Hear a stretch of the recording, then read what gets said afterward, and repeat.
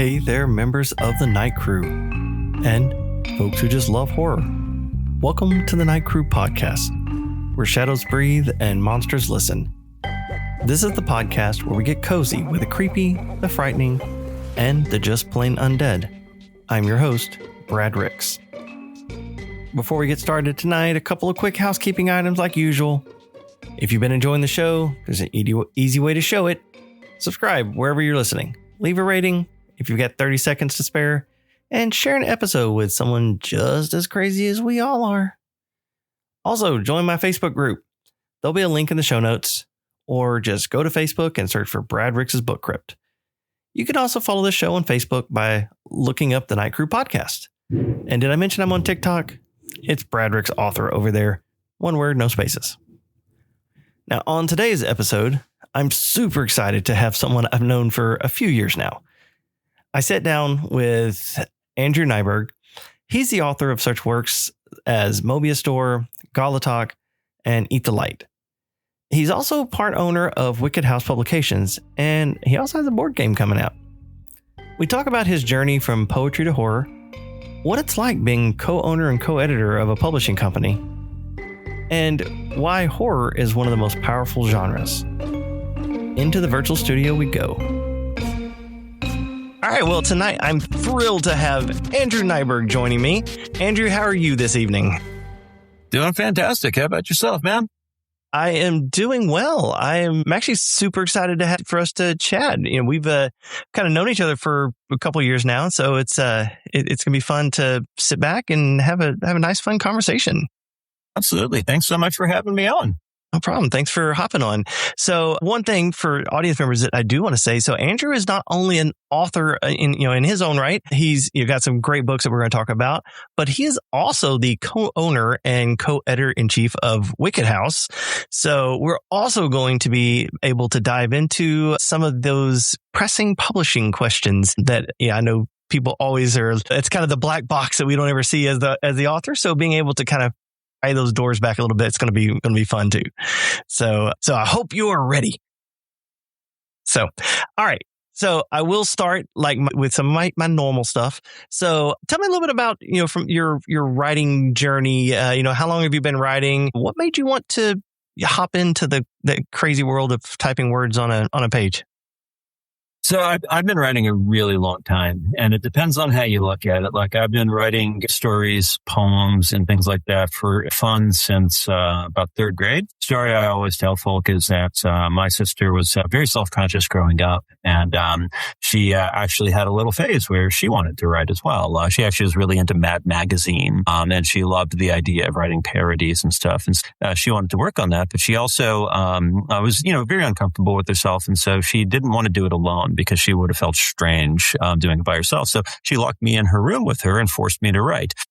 That way, we could read back and forth what we were working on, and that, she felt like, she had company for it. And, I actually, at the time, I was in third grade. I didn't know what to write. So I wrote the transcript of the movie Aliens out from memory. This was 1987, and I'd seen it probably 40 or 50 times at that point. It was my favorite movie even then. Now I've seen it like 500-600 times. The neat part about it though is, I'd never really written anything as a kid aside from a couple little classroom assignments that were, half a poem or something like that. Mm-hmm. And turning out I wrote good 100 pages of it. And, it was by hand, which, took a while. And I was pretty proud of just accomplishing that length of material. And it just really started getting me thinking about how fun it is to put words on a page. Then I was also really fortunate where, I was fairly advanced for my age in a lot of studies and stuff. And my teachers kind of knew that. And so, because I really just was never interested in thinking about the things that the class was, they pretty much let me do whatever I wanted, because if they didn't, I was actually extremely disruptive. So, Jose, now, as a teacher yourself now, if you had a student like you, how would you address that? So It's a little bit tricky to answer that. Not really because of like teaching responsibility or something like that, but because I do teach college. And when you get to the level that I'm instructing at, generally speaking, you're rarely going to have students who are coming fully equipped with the knowledge that your class is designed to work with. And a chunk of what they're learning comes through practice and production during the class. And so the way I would put it is this theory. If somebody were to be able to simply not come to class and turn in work that exceeded the expectations of the standards that I set for the class without attending, showcasing all of the skills that those assignments are meant to give you, I wouldn't care if they didn't come. At that point, they've already completed the education. They're probably in my class because they need it for some very need the credit. Yeah, no, exactly. Maybe it just fills a graduation requirement. The truth is, though, that very rarely comes at that level. When you're talking about third, fourth, fifth grade and that kind of thing, I mean, it's a lot more manageable. We'd have reading class, for example, and kids would be reading, half a page and then the next kid would read. And I was a very fast reader. And honestly, it would just drive me absolutely batshit crazy to be sitting there waiting for people to read steadily. I didn't do the voice inside my head thing. I just read and comprehended. And so I'd read the whole story during the first student, and then I'd be 2 or 3 stories ahead in the book. And then they'd call on me and I'd be like, I have no idea what we're doing. And for a while, I would get in trouble for it, but eventually, because I would get really great test scores, I'd get, great scores on standardized tests. I did tests into like gifted programs and stuff like that. Yeah, they largely let me do what I wanted. And part of it too is what I wanted was always applied. I wasn't just sitting there goofing off. Like I would literally be sitting there drawing something fairly difficult, or I'd be, writing a short story, or I'd be reading, a book. Like I would bring Stephen King books to school sometimes and things like that. In the fourth grade? Or the Lord of the Ring. Actually, in fourth grade, I started reading King. Like Eyes of the Dragon was a favorite of mine at that point. That's a good one. Like I was trying to read The Stand in fifth grade. That was a challenge. But I read The Gunslinger, actually, strangely enough, in third or fourth. But no, I was reading Lord of the Rings and The Hobbit and stuff too, and things like that. Because I was on task, because I would also know the material whenever the tests came, I was pretty autonomous. But then I would also share my work with the teachers too. And I had a lot of teachers who were really greatly encouraging about it. So, I'd get really positive feedback on stories or constructive criticism. That helped a lot. But then, when I got to college, I actually declared as a computer science major. I made it all the way. I'd been working as an intern for a hospital chain in their computer department. So I'd had some hardware training already. And then, I took actually all the way through my junior year, 1 year at Baylor and then 2 years at UTK. And when I transferred to UTK, though, their department kind of lied to me. And they told me that credits had been approved for transfer that had not. And the courses were not the actual equivalents they claimed they were in order to get me to come over there. And as a result, I discovered I was going to have to retake an entire year of classes to be on the same page as their classes. And the frustrating part is that I had learned C, which at the time was the industry standard. They were still training on C. And so not only that, but I would have also been taking an educational step back. And so I actually got really frustrated with the program. And at the same time, I'd taken an advanced poetry workshop with a fellow named Dr. Arthur Smith. And I absolutely loved the hell out of that class. It's still just sort of set the benchmark for what I thought a great class should be. And because I was having so much discord with the computer science program, I was like, you know what? Fuck this. I'm going to, I love writing. I think I could do this. And so, I switched over majors and next semester, took a poetry and a fiction class. And I met my fiction mentor there, Michael Knight, who was just absolutely fantastic. And while I was at UTK, I took 6 classes with Art Smith and I think 4 with Michael Knight, a couple more with an author named Alan Wire, got to work with a poet named Jack Gilbert. And then actually, curiously enough, I got to study under Elizabeth Gilbert, author of Eat, Pray, Love. And that was before she'd written that. It was actually right before she was writing it while she was teaching us, which was sort of interesting. But no, basically at that point, I got really, really committed to the writing track. I loved spending my time doing it. I actually really struggled at the time with fiction. Poetry was my natural inclination in school. And so I spent 20 years after graduating publishing poems. I've got about I don't know, 100 or so journal publications in poetry, won a couple national awards, got two collections and a chapbook out. I built a pretty decent resume in it, or CV. The thing is I hate to put it this way because this sounds so crass, but poetry doesn't pay.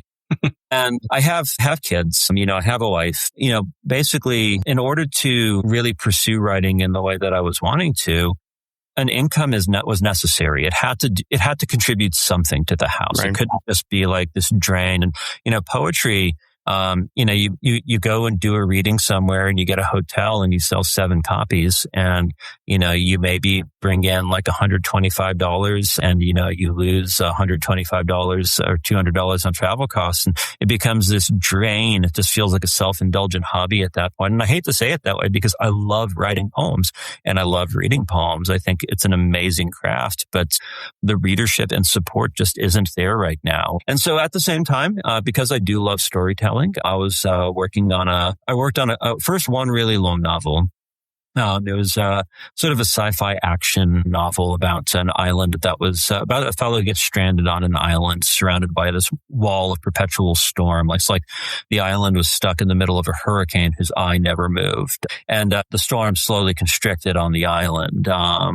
It was a fun story in its own way, but it was brutally terribly bloated and unstructured. I think the longest version came out to like 210,000 words, which I aggressively hacked down to 165 for what I thought was sort of a final draft. And then I realized just how weak the voice of it was and started trying to rewrite it. But then by that point, I really wasn't into that story anymore. And so started working on another novel, which eventually became The Neverborn Thief, the YA fantasy book I put out a couple of years ago. But when I wrote the original draft of that book, I was actually really happy with it. It was one of those things where I sat down and I started writing it. I just always felt like I knew what was coming next. And like there were things I figured out in revision, but I never felt so confident writing a longer form story as I did writing that one. And the only problem is YA is really, really hard in terms of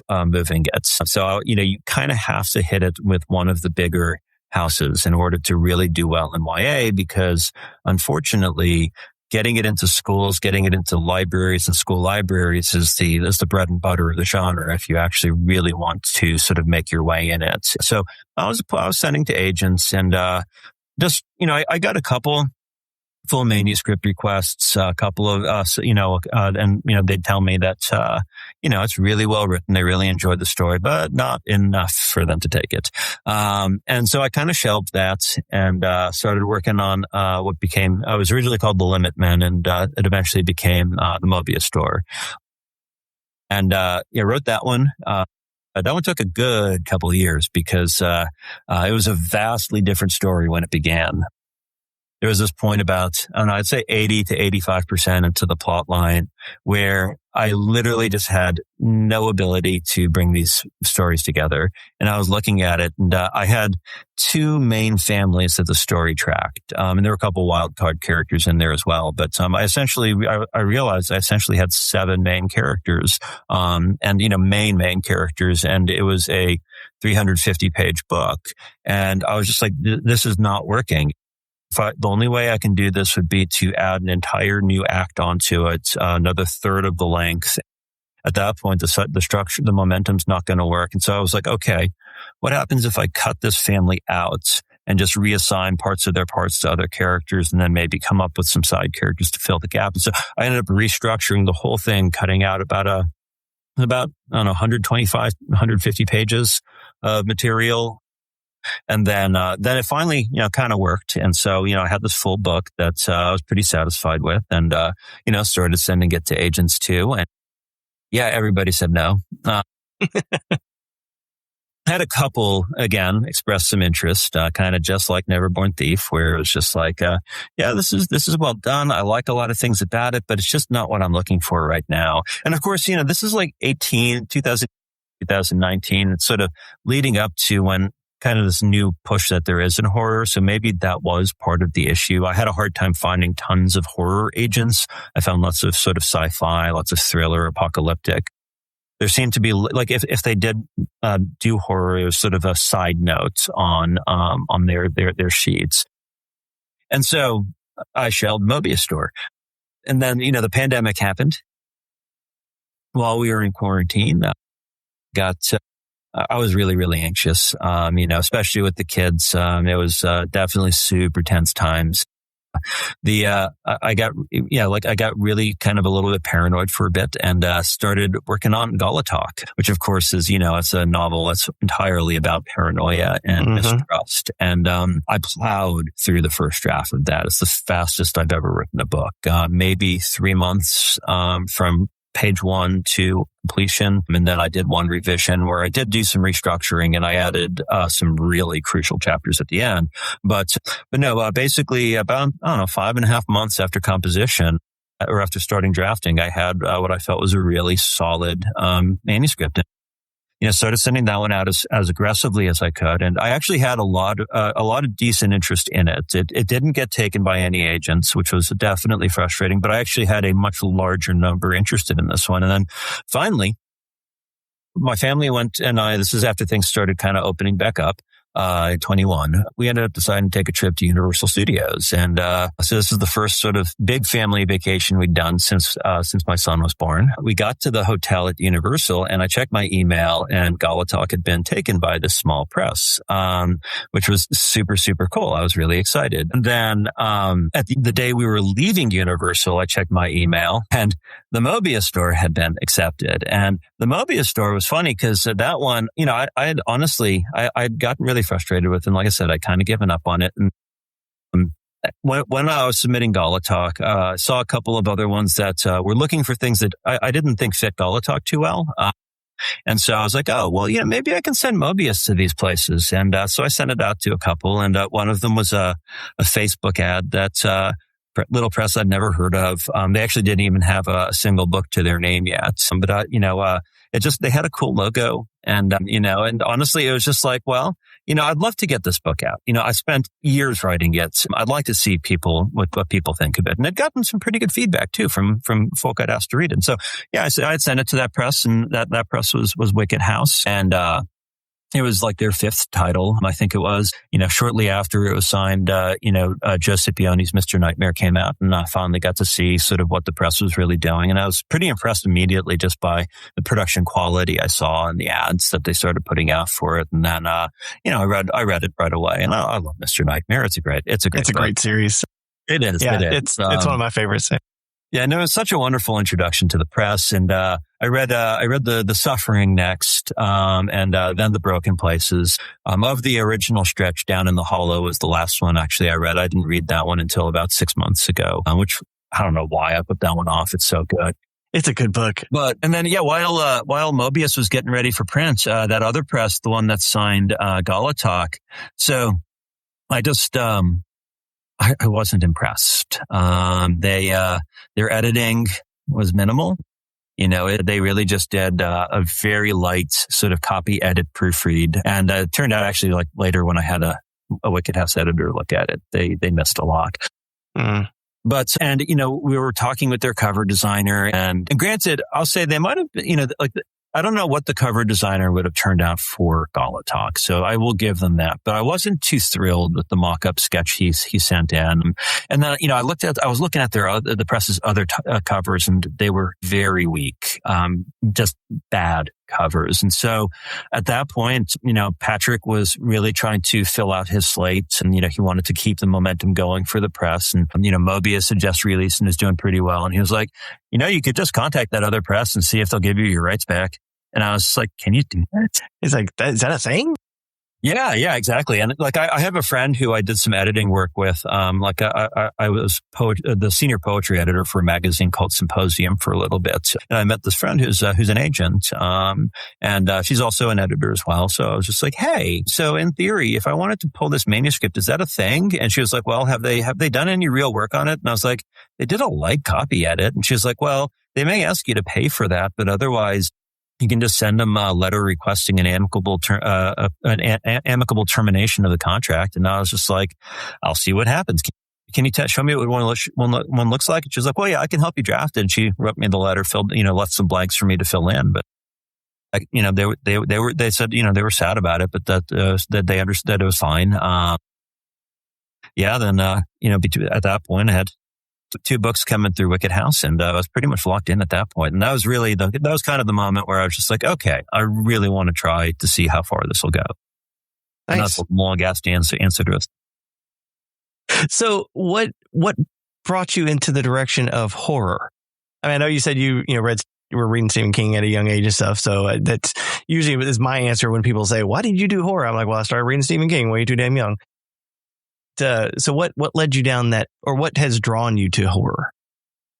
A couple of different things. There is the simple answer, which is, I watched Alien when I was 4. I used to actually sleep with a wall of stuffed animals on one side of my bed. And then I would sleep up to it because I thought that maybe that would protect me from face huggers that got into my room during the night. I used to also shove a t-shirt or a blanket under the bedroom door in case the blob tried to get under the door. I saw the blob when I was 2 or 3, and it gave me nightmares for years. Love that movie. The old black and white or the... Oh, this was the old black and white. We're talking 1982 at this point. Okay, yeah. So the remake hadn't come out yet by then. Yeah. No, not at all. I love the remake too, though. I do too. I tell people I was raised on horror. My mom and I especially, we used to watch B horror movies all the time. Me and my sister used to watch this. We had a huge horror collection. We'd watch. But then I think really as I got older, especially as I started in poetry, one of the things I really like about poetry is its sense of immediacy. And I like its sense of atmosphere. Poetry will, focuses on controlling the reader's experience moment by moment through the entirety of the poem. And I think that's, and then also actually it relies a lot on metaphor, figurative elements, representation of something deeper underneath the surface. And, I think in a lot of ways, horror overlaps very heavily with poetry, especially the actual horror parts. You seek to control the moment by moment to moment experience, sometimes down to describing individual heartbeats in a story or individual breaths or the breaths that we didn't know we were holding. But, the ever-loving line that you don't mention in the psychological thriller readers group. Yeah. But no, that moment-to-moment control, I think, is really intrinsic to the idea of horror. And then, you use poetry to navigate a lot of difficult and intense emotions. It's for passions, it's for fears and terrors, it's for grief and loss. And it's only a small step away from horror at that point. The poetry collections that I've won awards for, the stuff in there, I could turn that into a horror story real easy. Because sometimes it deals with brutal and graphic violence. Sometimes it deals with that devastating, horrible loss. Sometimes you take that and you put it in the metaphor of something strange like a monster. It's already there. And so, for me, it was a really natural pivot. It just felt like where my voice was. When I started writing horror stories, I just found it comes really natural to me. Nice. Now, do you find yourself as being more of a pantser or a plotter or somewhere in between? So that's a fun question. I have a stock answer for it, which is that I do tell people I'm massively a pantser. And externally speaking, if you were to look at me from the outside, you'd never think anything otherwise. If you were to watch me during my writing hours, where I sit down at the computer, I literally just sit down at the computer. I read the last couple sentences that I wrote, and then I just start typing. I have no notes. I have no outlines, nothing like that. So the most I have is if you were to scroll to the bottom of my documents, you'll find a few fragments of scenes that are jotted down. Usually it's going to be things centering around a couple pivotal moments that I know are going to come at some point in the story. So I do have the little 10 poles kind of thing. Exactly. But otherwise, now here's the thing. So again, on the surface, it really looks like I have absolutely no prep or planning whatsoever. But just for example, every morning I get up at 5:30. I have a few cups of coffee or a pot of coffee. I get my kids up, feed them breakfast, drive them to school. It's a 45-minute drive to school. Usually my kids hijack the phone and they just listen to, to DJ their music in the morning. And I run iterations of the next couple chapters in my head. So I sort of silently talk through dialogue. I go through descriptions that I might want to write. So And when I get to my office, or sometimes I'll drop the kids off and I'll turn on the microphone and I'll dictate a little bit. But otherwise, when I get to my office, I've basically been thinking for about an hour by that point of exactly what I want the next stuff to be. And so I still don't do much beyond that. Like I really don't do a lot of extensive forward planning. With Extinction Dream, early on, I decided on 2 major twists that I wanted the story to have. And Eat the Light, I decided on a single major twist I expected to have. For Gollitok, I had a particular climactic scene that I wanted to write. But that was really about it in terms of forward planning beyond just whatever I was running over my head before sitting down. Now, I do want to talk about, so I know you've talked about Mobius Door, which I do have a quick question on Mobius Door before I go any further. So when you were talking about how you had a couple characters and it was going to be a little longer if you try to, you didn't want to do the Stephen King approach and just throw a bomb in the room. I think it was with the Stand that he talked about that he had so many characters he didn't know what to do with, so he just got them all together in a room and just threw a bomb in the room. I mean, I still kind of do that in Mobius Door. I kill off a lot of characters. There's a lot of death in Mobius Door. That's true. Yeah. The vast majority of them come to grief at the end. No, I think, really, it wasn't a question of coming up with the fates of the characters. It was a question of the tension of their arcs. And that was where the real issue was. And in order to even see 1 or 2 characters through to the end, I knew I would still, they weren't situated on the map in the place that I need, like the mental map in the place I needed them to be to bring it to any sort of reasonable end. And at that point, I had an entirely different ending in mind too. And so, yeah, when I sat down to look at it, the only way I could get from point A to point B was to strip down to some of the core bones. And really, especially one of the main characters is a fellow named Mason. He was meant to be the counterpart to this other character who got cut named Chapel. Although if you read Cassandra Satcher's Wicked Universe anthology, you can actually read part of Chapel's story in that book. Yeah, Mason and Chapel were supposed to be counterparts of an entirely separate plot line. And Mason was actually a main character, like where he was half the page space through the first 100 pages. But when I cut him, it gave me so much freedom and flexibility to develop Heather and Micah and Stuart as characters, because suddenly they had all of this space to breathe and I could really drive their characters forward. And they had actually been pretty minimal in the original draft, but building them out really radically transformed how I understood the book, and it just made it massively more effective, I think. So I will have to say, props for remembering your characters' names after so many books. If you asked me to list the characters in Fear Not the Dead, I'd be like, I think one of the main characters' name is Anna, because after the only ones I know off, by heart is the Night Crew ones, only because I'm still doing those books. So yeah, but everybody else, if you ask a character's name, I don't remember them anymore. So good job remembering that one, because Mobius Door came out a number of years ago. Yeah. But speaking of, your most recent work, so Eat the Light, so that one's set in a post-apocalyptic world and really seen through the eyes of 2 sisters who are trying to kind of figure out what's going on. So what was your inspiration for Eat the Light? And then have you come up with an elevator pitch yet? Because I don't think there's been a con or anything since you've started selling that one. So what's your elevator pitch?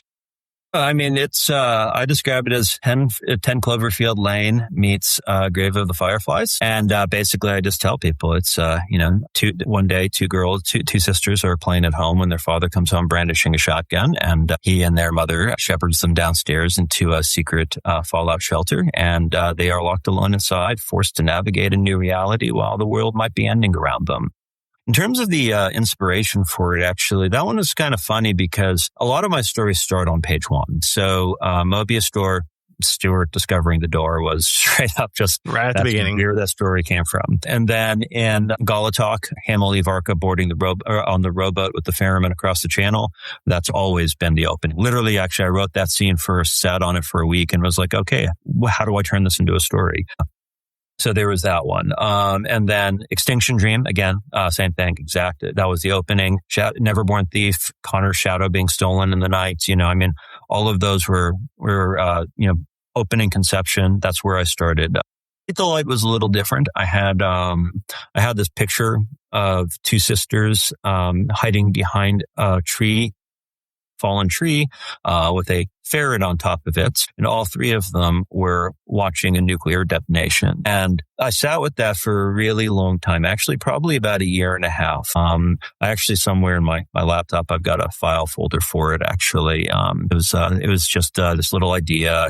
I forget, it had a totally different title even too. I just sat with it for a while, and I was like, okay, so, how do I tell this story? How do I have these two girls, seeing this scene? And then I realized, I was like, okay, so I don't think realistically they can. Otherwise, I got to deal with, either figuring out what proximity they had to be without having severe radiation poisoning and having to deal with that as my main plot line. And I didn't want that to be the story. Logistics.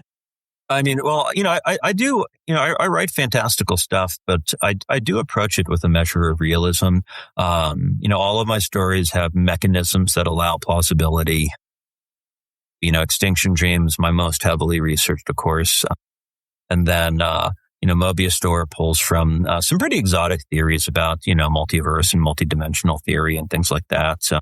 And Gollitok, of course, deals with non-carbon based life as a sort of a core of its storyline. Yeah, Eat the Lights. I loved the image, but I just didn't know how to get there. And then I did have that opening scene come to me of Alyssa scouting out this house, trying to figure out whether it'd be safe for her to break into it or not. And I was like, okay, so if she's doing that, it's after things have fallen apart. She's scavenging for food. I'm a huge fan of The Road. That's another major influence on that one. But I also didn't want to write The Road with little girls.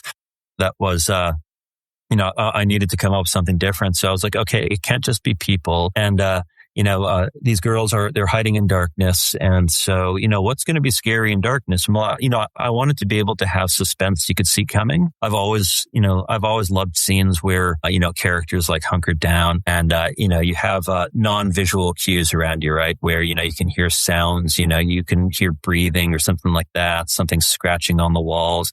And so I was like, okay, what kind of techniques can I use to sort of sell these creatures? And then what's that going to turn them into? And I was like, well, most of the time light's comforting. So, what if I try to make light the thing that people are scared of? And so, that was kind of the origin point of the Shimmer people for it, where she's like watching for this purple glow among the buildings, before she commits to it. And then, I wanted to put all sorts of evidence of things that could have happened. So, you have the boot with the bones jutting out of it. You have the grill with the skulls on it, the melted jungle gem. And, I really wanted to give myself as many tools to work with for that opening scene hook. Then from there, I was like, okay, so I've got this girl trying to navigate the apocalypse. I figured out, it's like, okay, so she's left her sister behind for this. So, I can also pivot back to her sister. And I was like, okay, but I do think I want to give a little bit of backstory because a lot of my books are actually really linear. So, Mobius Door, of course, is a multi-point of view piece. So some of the point of views do overlap, but there's no flashbacks anywhere in that book. You get a couple characters who mentally digress a little bit thinking about something, but otherwise it's everything that happens is moving forward. Gollitok has a couple hallucinations, but literally, it's first person present tense. Right. It just keeps driving forward. And, Extinction Dream, of course, it looks like it's written in two layers, but part of the trick of that book is that everything is in the present. So even though you think half the book's in for flashback for 2/3 of the runtime, all of that's actually happening in the active narrative present. So this one, though, I did decide, I was like, okay, so I do want to show how these girls got here. And then when I started thinking about that, though, and I've got to be careful because there is spoiler territory, but there is a major couple of twists at the end of the book, and the nature of the relationship between the girls on the what I actually call it the overworld and underworld narratives. So the overworld is where the girls are outside the shelter exploring the ruins of the neighborhood. The underworld story is them in the shelter. And of course, there is a trick to the relationship between those two things, of course. So once I kind of figured that out, the rest largely fell into place. Nice. So I always love this question because I always get some nice, fun reactions to it. So, but of all the books that you've written, what would you say is your favorite? In Those Fading Stars. Haven't mentioned your that short one story at all. collection.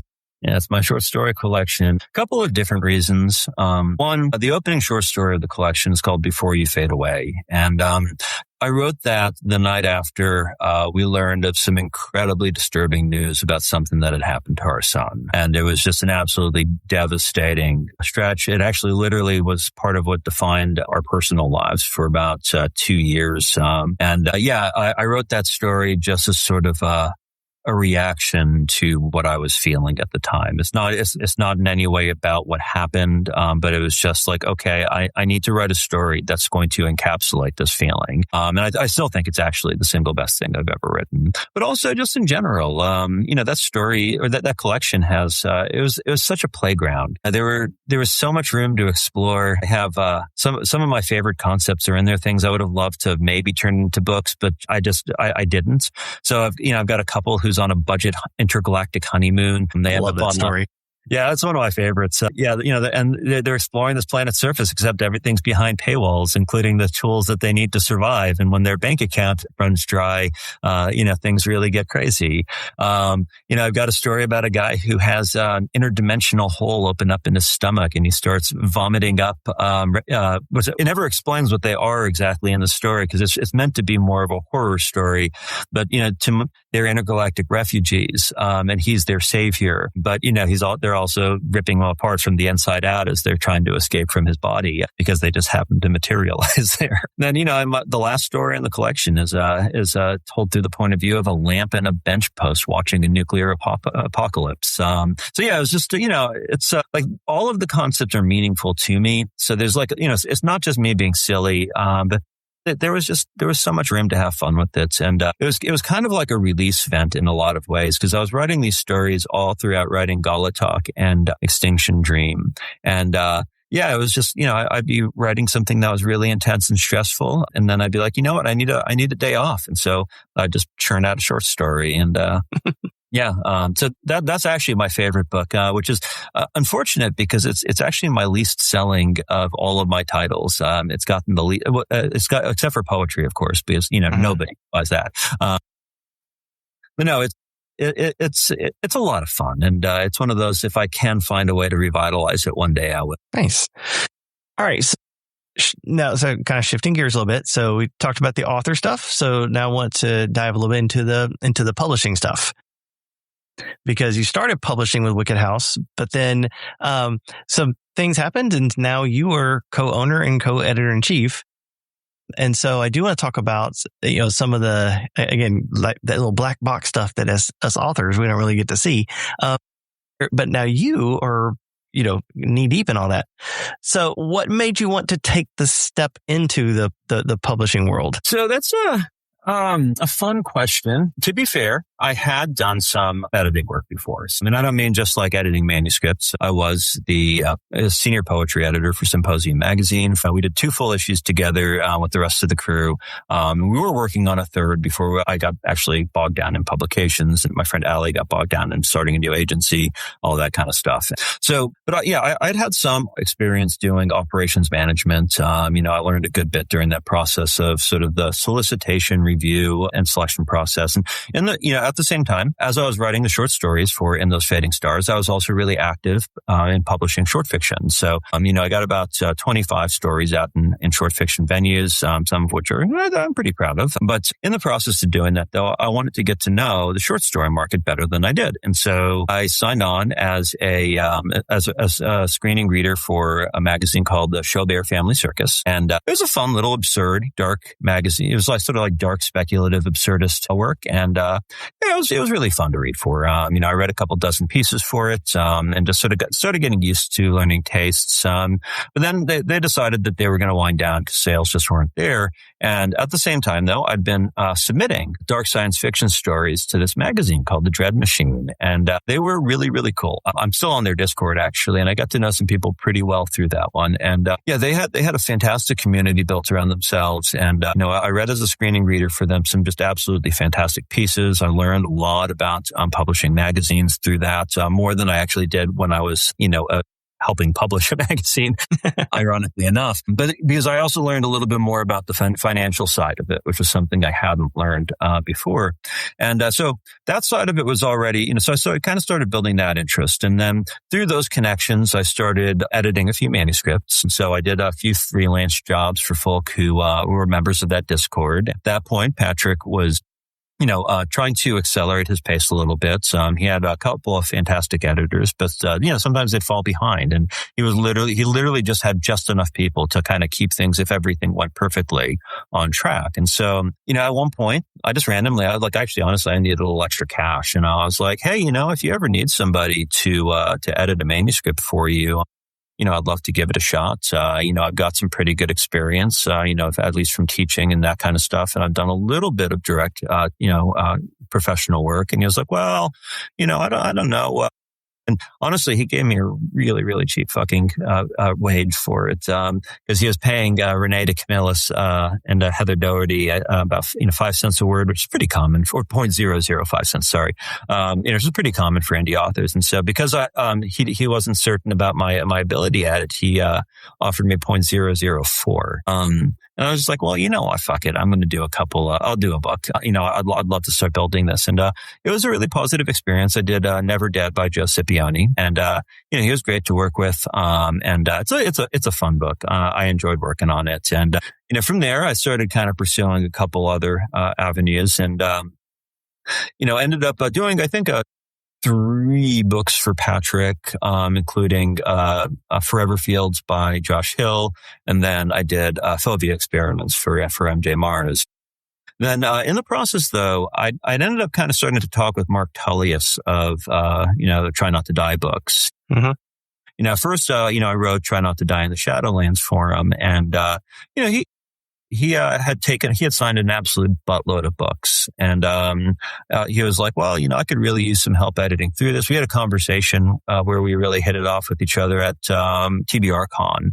We were tabled side by side. We literally talked like a huge chunk of it. And I ended up, agreeing to start editing a couple of titles for him. And we built a really fantastic relationship. So I've done, I want to say 5 for him now, and then a whole bunch of his Satan short stories, and I've got more of them coming in too.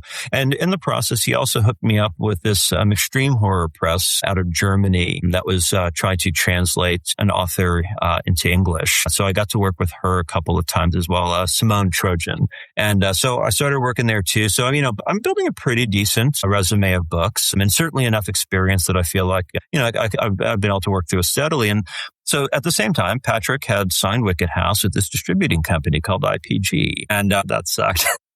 It's one of those things that on the surface, it looked fucking fabulous. It sounded like such a great deal. And it wasn't. But the more I've learned about it since really digging into it as owner of the press, man, that deal was terrible. But anyways, so Patrick, though, was getting really burned out by it because, he really genuinely cared about the press, like a lot. And it really bothered him that he felt like he was letting down the authors, that he'd made a decision that was just nothing but problems. He really was worried about what it was going to do to the press when it was supposed to be sort of the big level up that would take the press to the next level. And so, as he started getting more and more burned out about it, at first a couple of times I was like, hey, you need to, if you need some help with this, maybe we can work something out. Maybe I can offload some of your responsibility because, I was kind of starting to get interested in learning a little bit more about the mechanics of the industry. He was like, oh no, I can do it. It's fine. And, he ended up sort of, asking me to help him with a few small things. So, I was running the Patreon for a while, handling a couple of other elements as well. And then, little while later, I was like, he was still, he was even more stressed out. And I was like, and he was literally talking about possibly, selling the press. And he'd had this, he'd even had like this one half-assed offer for, basically somebody who was trying to lowball to buy a struggling press for cheap. And, he dismissed that. But, at one point he was frustrated. And I was like, I mean, if you're going to sell the press, you could always just sell it to me. And we kind of joked around about it a little bit. It was really more of an offhand comment than anything else. But, I don't know, about 2 months later, he reached out to me and was like, hey, you remember when we were talking and you said something about buying the press? How serious were you? And I was like, well, at the time I was joking, but now is this a serious conversation now? And so, we started kind of talking about this. But, one thing I was very aware of is, I had pretty limited financial resources. So, like my purchase capital was pretty low. And so, we were trying to talk through like ways we could make it work. Maybe I could jump in as a 50-50 partner. Maybe I could buy it and then he'd get phased out through some clear process. And then, I guess also at the same time, he'd had a similar conversation with Joe Hempel. And, but Joe had the exact same problems that I did, where neither of us had enough money to buy the press, especially to buy it and then run it. And that was a big concern too. It's like, okay, so if I give you all of the cash that I have, how do I make the next books? Right. And then, it was like, okay, well, me and Joe combined, I'd met Joe and, we talked in a few different capacities.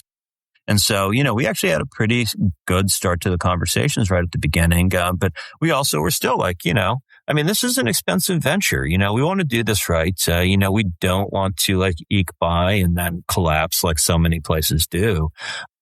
And then, Joe reached out to the Athon folk and wanted to ask them for some advice about how to structure the deal, about what to do to make it profitable. And that's when they were like, well, we've been trying to figure out a good way to branch into horror for quite a while. And so, what if we enter into this deal? And at that point, that's pretty much what how it got locked in. At that point, it just that was a game changer for the conversation. It's been fantastic because there's a lot to learn from them. That's awesome. So when you're talking on the kind of the publishing side, and when you're looking at submissions, what makes a manuscript like immediately stand out? So, that's a fun question because right now, me and Joe, eventually we may consider bringing on screeners, but right now we review each and every submission, and so. And we both look at it. We converse about them all. There's several things that we do weigh in. Now, I will say up front, we have solicited some of the books. So there are some people that we've asked because they had proven track records. And basically, we trust that through our own editorial additions that we can definitely work with what they do. So, like just for example, one of the people I'm most excited to work with is Andrew Najberg. We've got a book coming down the pipe from him at some point in the future. And it's just, I'm really looking forward to it. I love his work. I've read several books by him and everyone just has a standard of quality that I'm really excited about. So sometimes we do reach out to authors who just have, just strong records. But, when we're looking at the submission pile, so one, the cover letter really does matter. You'd be surprised how many people have just severely undermined their opportunity. I had one person who wrote their cover letter through the voice of one of their characters. And it was an entertainingly written piece. It almost could have been a short story, but I was reading this thing and I was like, wait, like, is this the story? Is this what the story's about? Like, what am I actually looking at? What am I, I literally couldn't tell what they were trying to pitch me in the end because they had tried taking such an unusual avenue for it. I've had other ones that, just don't do what we asked. They send us really strange things. I've had people I've had a couple that just like are really conversational and rambly. And like, I literally get to the end and I'm like, so what kind of horror book is this supposed to be?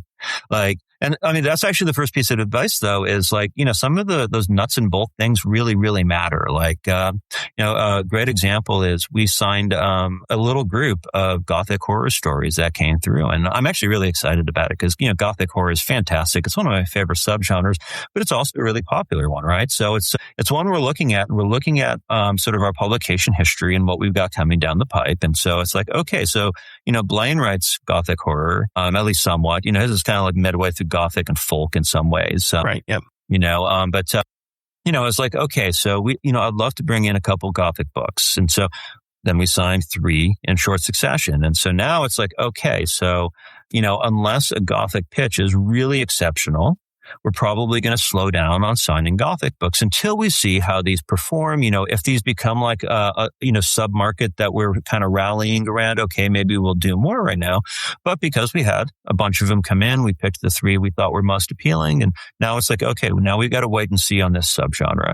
I'm about to sign a couple space horror ones right now, actually. And so, it's probably going to be like, okay, let's pause on the space horror. Let's see how these go and let's bring them through markets. So being really clear though, and what is scary about your book is an absolute priority. Some people will put teasers in there and they'll try to, just tell you a third of their story when they're supposed to give you the full synopsis pitch. And, you hit the end, you're like, so wait, is that where you ended the book? Or are you just not telling me what the story's about? And I mean, we had one that was really promising and we emailed them, because it wasn't clear. Like I liked I liked other things in their cover letter and I emailed them. It's like, okay, what exactly, is the kind of horror we're looking at? And their response didn't give me a straight answer. And so it was like, okay, I'm done with this conversation. If you can't explain this to me, it's just, at that point you start to be like, okay, how is this person going to be to work with? If we have an editor who needs clarification on something, are they going to give me like these sidelong answers that don't get me anywhere? What kind of process is this going to be? So yeah, following those guidelines, both tells us a lot about how clear your vision of your book is, and it tells us a lot about what what you're like to work with. But then, really though, beyond that, the next 2 criteria, I do look for a horror book that on the one hand, it does have to be clearly horror. We try not to do things that are too gray about whether they're horror or not. We are a horror press. We're not a thriller press. We've got a couple thrillers that were signed under Patrick, and they're great books. So don't get me wrong. I'm not like regretting that we have them. Otherwise, though, yeah, we're really trying to stay out of that pure thriller zone, like the action thriller, that kind of stuff. That's really not our speed. But so I do want there to be something that clearly fits us in terms of just being a horror book. But then also, I want to see, I want to know what's unique about your book. If you are going to pitch me a werewolf book, for example, I have to know why I'm going to read this werewolf instead of, why won't I go reread James Cain's My Pet Werewolf instead? What is the value of this particular one? So having that emphasis on what makes your book unique among your subgenre is really important. First 50 is huge. When I'm sitting down to read that, if the voice isn't strong at the beginning, that's going to be a huge strike against you. I really do want there to be something defining happening pretty early on. And I don't need like, a body on the first page, but, I need to know what the hook is that's going to pull the readers in. If somebody opens up a sample on Amazon, what is it that's going to make them be like, okay, I'm buying this ebook, or I'm going to download this on KU. A weak first 50, especially a first 50 that lacks tension is going to be something that really, really undermines the submission. Gotcha. Interesting. So what does a small press do to market a book after signing? So, a lot of it is, we do have, especially through Athon, a lot of experience with running ads. Just for example, Athon, they do a very significant amount of business with Amazon. It is their primary core. And Amazon, as a result, has a marketing team assigned to it. And they coordinate together for advertising efforts. Really, we have a combination of a marketing crew that is effective and working with us and working with Amazon. We have an advertising budget that is significant. We also do a number of things. Like, if nothing else, we definitely do not. We don't spare production expense. I'm incredibly proud to say that all of our books are great looking books. They stand out on tables at events. Yeah. And, we always make sure that, the cover is strong, that you're well formatted, that, everything looks polished and professional. We do offer, we do some author coaching as well. I have a constant stream of conversations going with Wicked House authors, in various capacities, mostly one-on-one though. I do offer some generalized, recommendations, sometimes strategic things. I'll occasionally put up a post in our private group that talks to folk about some of the nuts and bolts of how things like the Amazon algorithms work, how sales algorithms and advertisement algorithms work, to help folks sort of see some ways that they can sort of shape their own promotion to help further their own chances. Ultimately, there's a few things that we can do. We can throw money at ads. We can make a great looking book. We can try to get you reviews. One thing I'm doing now is building active relationships with several different magazines. So, right now we have a couple of authors who are being considered for reviews at Cemetery Dance, for example. Memento Mori's published multiple reviews of our work. And, we're looking to kind of continue building in that direction as well. So we also have a private ARC reader group. We don't do large volume of ARC yet. Typically, we do try to keep those numbers down a little bit. It's really easy for authors to cannibalize their own sales too aggressively through heavy ARC campaigns. I've had a few conversations with folk who definitely feel like they may have sabotaged their own launch that way. I feel like I'm one of them, actually. I think that's part of what hurt in those Fading Stars, actually, was I did a very heavy ARC push on it, and I think that actually ended up undermining its launch momentum. But we do have an ARC reader group. And then, we cycle through a number of different promotional efforts as well. We've worked with Goodreads giveaways. We've worked with BookBubs. We've done, what else have we done? We've done a few different similar promotional items. So it kind of, there's a number of things that we work with. Some things work better than others. So, for example, I'm still pretty happy with how BookBubs do. I don't feel like it's quite what it used to be back in 2023 or 22, but it's still a solid service. We've done NetGalley a little bit, but honestly, NetGalley I've heard called the 3 Factory, and I think that's actually really accurate. Where there are a lot of reviewers on NetGalley who sort of arbitrarily review things harshly. I've seen some of the glowingest reviews on there still give a book a smacking 3 stars. And it's just like, could you say one thing that gave you the reason for that? Instead of at least a 4, because, from where I'm sitting, that looks like a 5-star review. But, we do that as well. Of course, we have a mailing list that's building. Our own books, of course, advertise internally other Wicked House releases. So if you were to buy Eat the Light, for example, and read through the end, you'd find ads and like links on the ebook and ads in the print version for Judith Sonnet's The Dwelling. And usually at least one of our other titles. So, we also work with internally with our titles to, if we have like a book that's a smash success, it's going to advertise a couple other people particularly well, so, that's, there's a lot of different strategies. We do some mailing list sharing as well. So like, every once in a while we'll reach out and be like, hey, could you spotlight this author, in your mailing list, this. Again, there's no one strategy. There's just a lot of different things that we do to try to maximize the visibility of each title. Interesting. So I did have a whole bunch of questions, but then I started looking at how long this interview is going. I don't want to keep you for too terribly long, and I do have some stuff at the end that that I typically do that I definitely want to get to.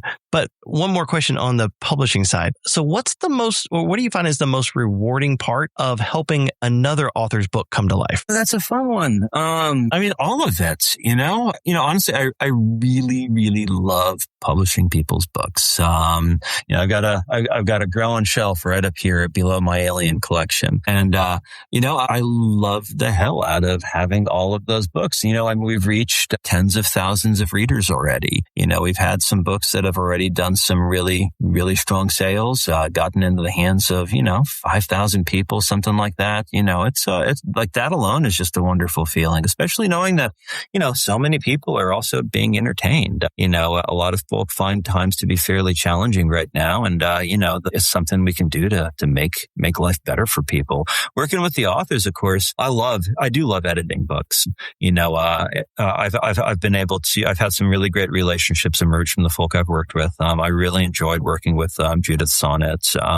Boris Basic was just amazing to work with. I'm really excited about their books coming out. I'm editing a book by Caleb Jones right now, which is really fantastic. It's going to be one of our longer titles, but I've got a queue already with I'm going to be hopping into Deborah Castaneda's Tormenta next. I love her work, so it's honestly super exciting just to get to work with some of these folk.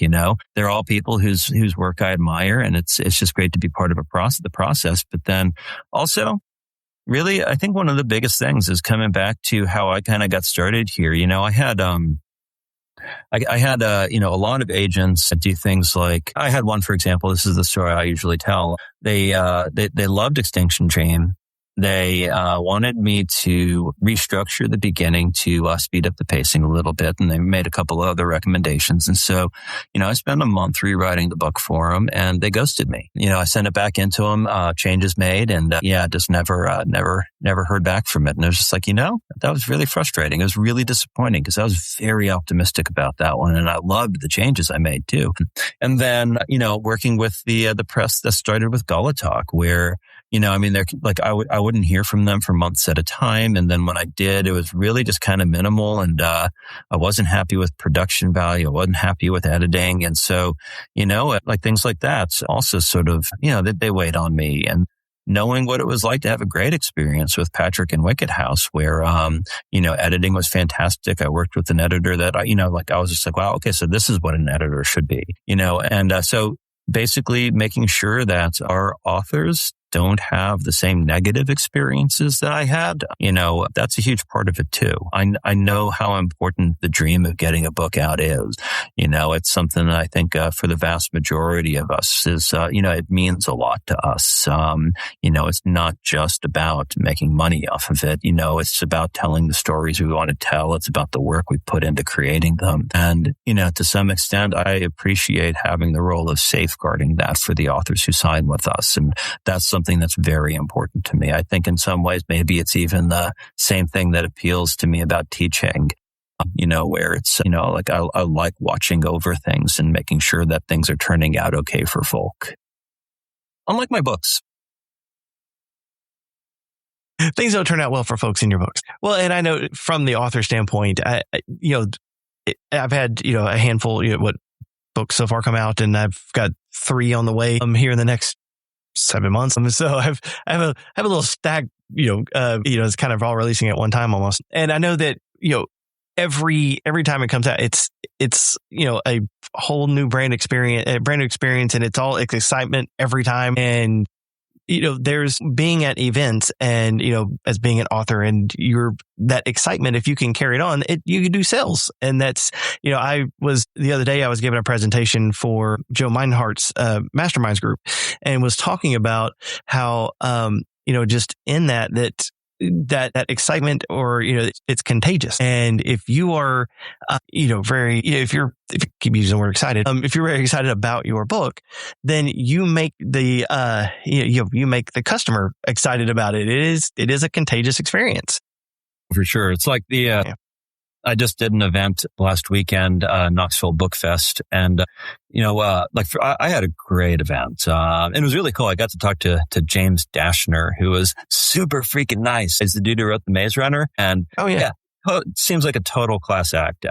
He was a delightful person, but then there's people who just literally sit there dourly at their table, and they're just staring at their phone. They don't even look up at people who are walking by, and it's just like, why are you here? You look miserable. Right. And if you're that miserable, why is somebody gonna come up to you and strike up the conversation that's going to sell them a book or two? I don't know. It's just like, that's one of those things that like, I don't understand. It's like, if I'm going to do it, I'm going to want to do that. I'm going to have a good time doing it. So, but yeah, you just, when you were talking about, kind of that kind of dream come true from as a publisher, being able to do that for authors, it just made me think of all that, the excitement of having that new release and how, you just, with every, like I said, with every one of them, I usually end up taking that day off of work when I have a book release, and nice. I'm posting about it online. I'll do a live event. I'll do just some kind of like Facebook Live or something that day, and I'll do a reading and answer questions about the book. And I make it an event, and because it is something it's awesome, and not a lot of people get to do it. Absolutely. Yeah. All right. Kind of shifting gears again. So I started the Night Crew podcast as a spinoff to my own series, The Night Crew, which is all about, a team of monster hunters. So one of the things I always ask the authors, making sure I kind of ground this interview somewhat in monsters. What is always, what is your favorite monster? So, Mr. Najberg, your favorite monster is? I've got to just easier to show and tell, I've got my safely contained xenomorph specimen with the face hugger on the outside. And it's, Alien and, the rest of the franchise, even the newer ones, it's always been, it's my comfort films. I can literally just put them on any day of the week and I will not be tired of them. And some of it is, I like the feel and atmosphere. I like that kind of gritty, dirty future feel. But then I think the aesthetic of the Alien and the things surrounding it is just so remarkably, for lack of a better word, alien that, it's a truly fascinating vision, I think. And I definitely agree. So in the whole series, there are some good ones and some bad ones from a movie standpoint. I know you're probably like, no, they're all great. But then like the first two are just absolute classics. The third one is kind of a little iffy. But what about like when they started bringing the Predator stuff in and you kind of had some of the AV? So still a fan through that stuff too? Or is that kind of more like? So I think AVP1 is actually just fantastic. Now, I'm not saying it's a work of true cinema, but what it is it's a work that has absolutely no illusions about what it is. And if you watch it and you think, okay, I am watching a movie that is basically what I'd expect from a comic book just made into a film, you get exactly what you want out of it, including literally down to the same level of character development. You get the same kind of panel by panel image. You could see the paneling that the director has chosen, where you can you can see how those sort of comic style shots are being presented. And it's just a fun, schlocky movie where aliens fight predators and humans get slaughtered in the middle as helpless sheep. And it's exactly what you should expect from it, and it delivers. The second one, first off, most people can't really claim to have watched the second one because it's filmed so darkly you can't actually make out anything that happens on the screen. That movie does suffer significantly. I do recall that, yeah. Yes, it suffers badly from being very poorly filmed. But then, it's entertaining schlock. It's a bad B horror movie with a pretty cool skin. And, it has some solid horror moments. I don't shy away from like sort of over the top or brutal body horror. So like the maternity ward scene, I know is upset, bothers a lot of people. And to me, it's just like, oh, that was inventive. I've never seen that before. It's not a great film, but I put it on probably a dozen times. It's my least watched of all of the titles. I think Prometheus gets more hate than it deserves. I actually think it's a pretty good film. I was going to ask what your thoughts were on some of the prequel ones. Is it Prometheus? And then there's one right after. What was it? Covenants. Yeah. Prometheus gets a lot more hate than it deserves, and I think some of it is just because there are a couple of aesthetic choices that do frustrate people. The characters taking off their helmets early on, Ridley Scott's answer was that he felt it'd be easier and more effective for his actors to perform without them. And, I know sort of a bit of Hollywood movie magic, and I can kind of dismiss that. But no, I think, one thing that's really interesting is a lot of people criticize the characters and their decisions, but I've always had the theory that I'm pretty sure every character was hired specifically because they're bad at what they do. I think the main character, because it's about somebody who is arrogant enough to think that they can join the gods in immortality. And the thing is when somebody is powerful enough to seek that kind of power, he's not going to share that power with other people with him. And so I actually think that Wayland's plan in that film was that he hired people who would look credible on paper, but would be bad at their jobs because he expected the entire expedition but him to die, and that his robot would protect him and shepherd him through into the engineers so he could become one of them. It's a mythological story. It fits the themes of Prometheus, actually. Mm-hmm. And so, if you approach it from that point of view, there are quite a few things about it that iron out very quickly. But no, and, Covenant, it's funny because I read the novelization of Covenant. The novelizations are always drawn from the scripts. And, if you also watch the deleted scenes of Covenant, you see that there were all these little moments that were trimmed out. And the novelization pushes it into it even further. And it's funny because for some reason, in the final cut of that movie, Ridley Scott decided to trim out a lot of little character moments that really help you understand why the characters make the decisions that they do. So, for example, he had originally scripted a scene where they did air tests to see whether or not it was safe for a landing party to go down. And he was just like, well, yeah, but people want to see, I'm filming this like a horror movie. I want a horror audience. This is not a science fiction audience. And so people don't want the dry science side. They want the horror side. And obviously, I think he misjudged that. I think he didn't realize quite how much people like the hard sci-fi feel of the Alien movies.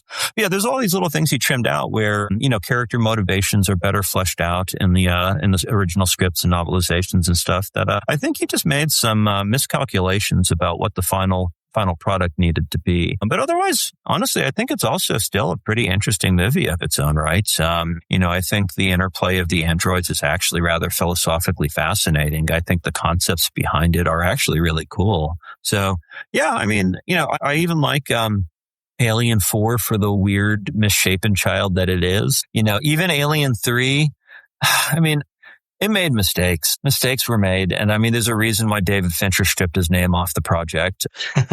But, at the same time, I actually just watched that 3 days ago. And, what's his name? Charles Dance gives an amazing performance as Clemens. And then Charles Dutton is incredibly charismatic as Dylan.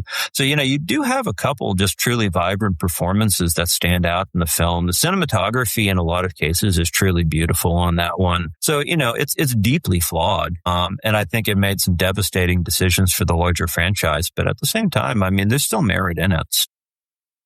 So what do you think keeps bringing audiences or the filmmakers back to the characters of like the xenomorph and the facehugger? Like what is the draw and the appeal that it keeps you wanting to watch it hundreds of times? Well, okay, so I can list a couple of very specific things on that. First off, the xenomorph itself, its design and life cycle. So while it is inspired by some of the more exotic life on Earth, the jaws sort of reflect anglerfish, for example, and certain types of eels.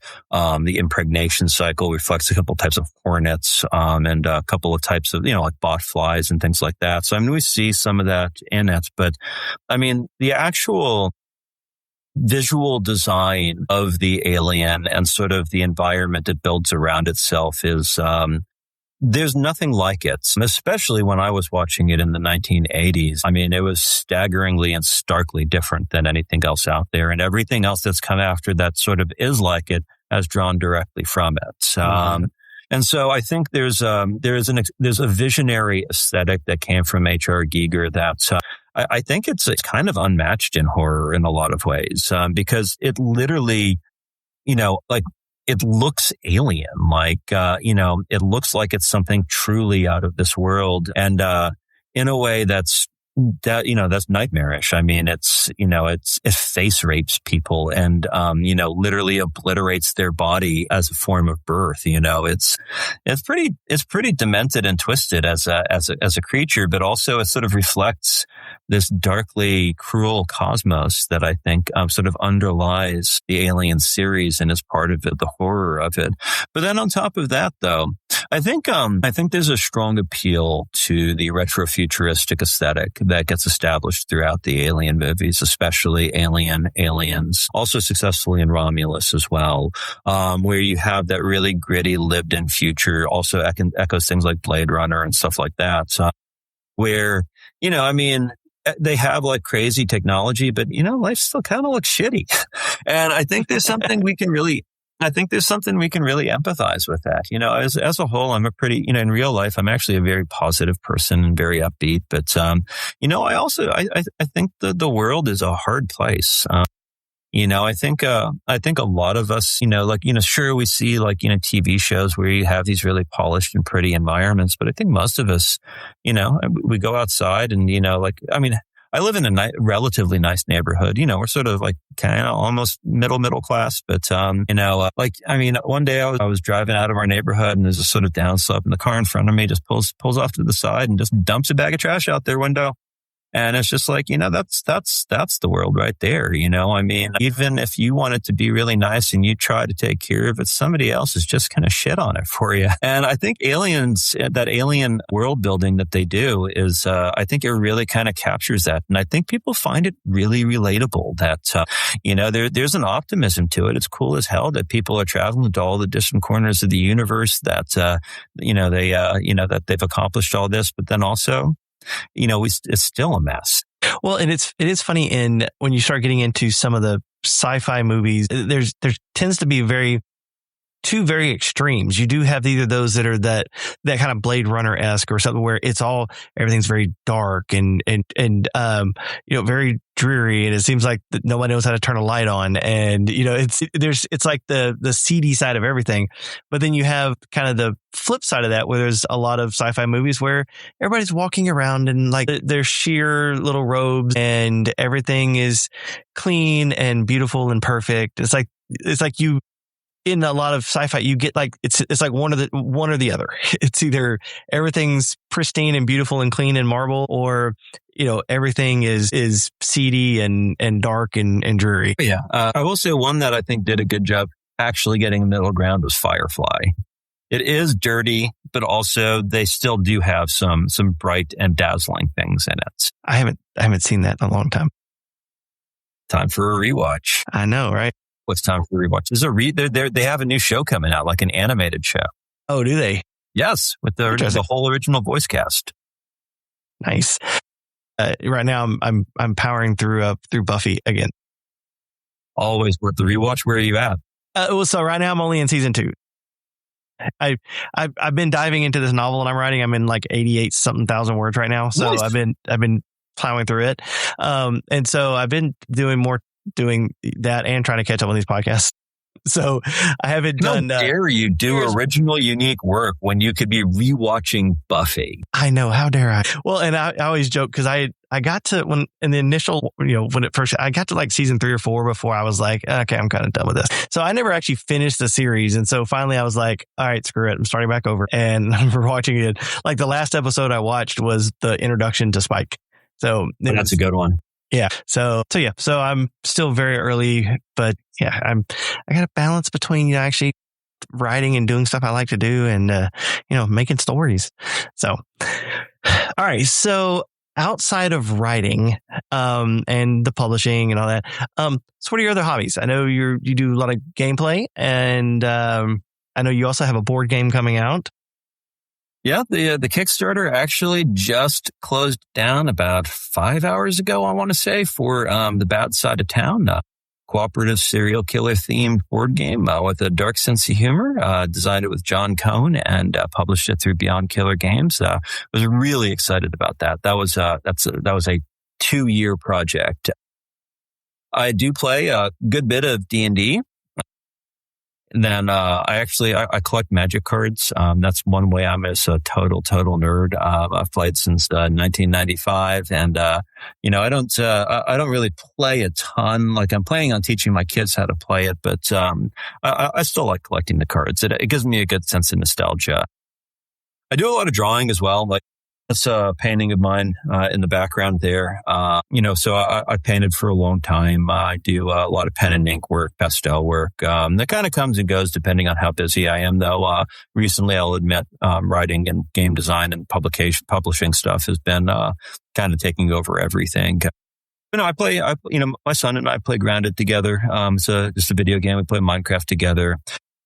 Me and John Cohn and Andrew Van Wey and Ben Farthing are in what we call the Boo Crew. For a long time, we were live streaming the game Baldur's Gate.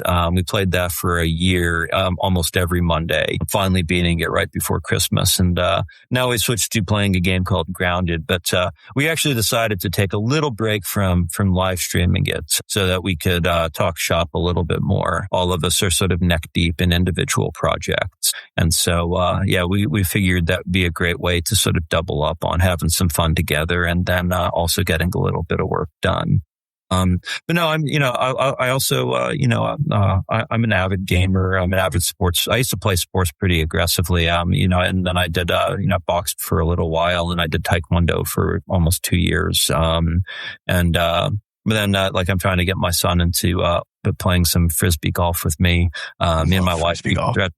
Oh yeah, it's fantastic. My wife and I are threatening to take up pickleball this summer. And I think the biggest thing is I'm not good at being bored. I'm a very restless person in that respect. Like, I don't sit idly very easily. And so, I'm always doing something. I used to write music pretty extensively. I've been in a couple of bands, and I sequenced music for, 15 years. And I still sometimes compose some music for book trailers and stuff like that.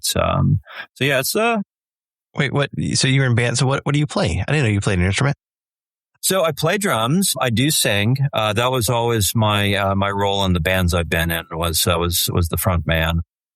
So wait, you give me crap about karaoke, and you are a singer as well? Oh, ShiverCon's going to be so fun. But I don't karaoke. Mm-hmm. Sure. But no, but also, just to be fair, I'm actually typically a death metal vocalist. And so it's not exactly conducive to most karaoke settings. I can do a few. I'll talk to Allie and Brandon. We will make it work. Oh yeah, we'll see. But no, and I play a little guitar. I learned a little bit of keyboards. That never clicked with me. I have a bass guitar in my office at work that I'll screw around on sometimes too. My favorite, though, honestly, was always sequencing. So I work with I love working with software and loops and things like that, and building tracks that way as well. Awesome. All right, so as we're kind of wrapping stuff up, so any lasting advice for aspiring authors? So what I think my favorite is just a reminder that when you study something like at a university, like you're in creative writing, or you're in English, or you're in like law school, or chemistry, you call them disciplines.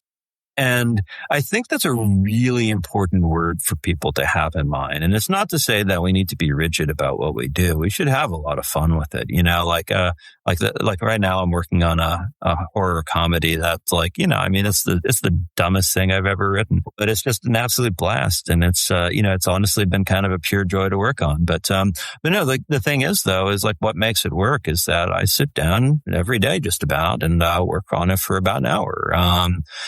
And sometimes I don't want to. Sometimes I have a migraine, and I'll still sit down and I'll work on it. Sometimes I do 500 words. Sometimes I do 1,500 or 2,000 words. But just keeping doing that over and over and over. The book's 125 now. Going to be about 180 when it's done. So this is a chunker.